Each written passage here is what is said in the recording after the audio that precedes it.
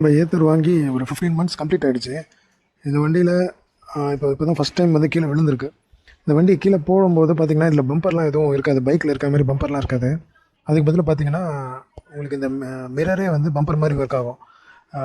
இது ஏபிஎஸ் இல்லாதனால ஸ்கிட் ஆகி லைட்டாக கீழே விழுந்தது. விழும்போது இந்த மிரர் வந்து கரெக்டாக கீழே அதுதான் வந்து சேவ் பண்ணுச்சு. அது பண்ணி உடஞ்சிருச்சு. ஸோ இது மிரர் உடஞ்சிருச்சுன்னு சொல்லிட்டு ஏத்தரில் கேட்டால், சென்னையில் 2 இடத்துல கேட்டுட்டேன். ஸோ ஸ்டாக்கே இல்லை அப்படின்றாங்க. ஸோ இந்த வண்டி பார்த்திங்கன்னா ஸ்பேர் வந்து கிடைக்கவே மாட்டேங்குது. இந்த வண்டி வாங்குறதா இருந்தால் இதில் ஏபிஎஸும் இல்லை. இப்போ ஓலாலெலாம் ஏபிஎஸ் கொடுத்துருக்காங்க. ஓலா வந்து அந்தளவுக்கு சப்போர்ட் இல்லை அப்படின்றாங்க. ஆனால் அந்த வண்டியில் ஏபிஎஸ் இருக்குது. இந்த வண்டியில் பார்த்திங்கன்னா ஏபிஎஸ் கூட இல்லாதனால இதில் ட்ராக்ஷன் கண்ட்ரோல்லாம் இந்த வண்டியில் லேட்டஸ்ட்டில் லான்ச் பண்ணியிருக்காங்க. ஆனால் ஏபிஎஸ் இல்லை.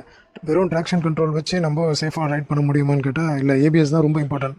ஆனால் ஏபிஎஸ் இந்த வண்டியில் இல்லாதனால ஸோ இப்போ இந்த மாதிரி உடையுது. அட்லீஸ்ட் ஸ்பேராக அவங்க வச்சுருக்கணும். ஸ்பேரும் ஸ்டாக் இல்லைன்றாங்க.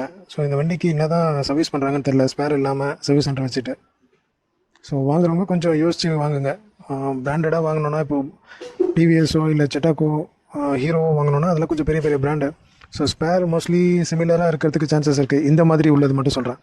ஸோ இந்த மிரர், ஃபோர்க்கு, வீலு, அலாய் வீலு, அந்த மாதிரி ஒரு சில இதெல்லாம் கொஞ்சம் கொஞ்சம் மேட்ச் ஆகும். ஏதாவது ஸ்டாண்டு, அதனால் மோஸ்ட்லி அவங்க பிராண்டட்னும் போது அவங்கக்கிட்ட ஸ்பேர் இருக்குது.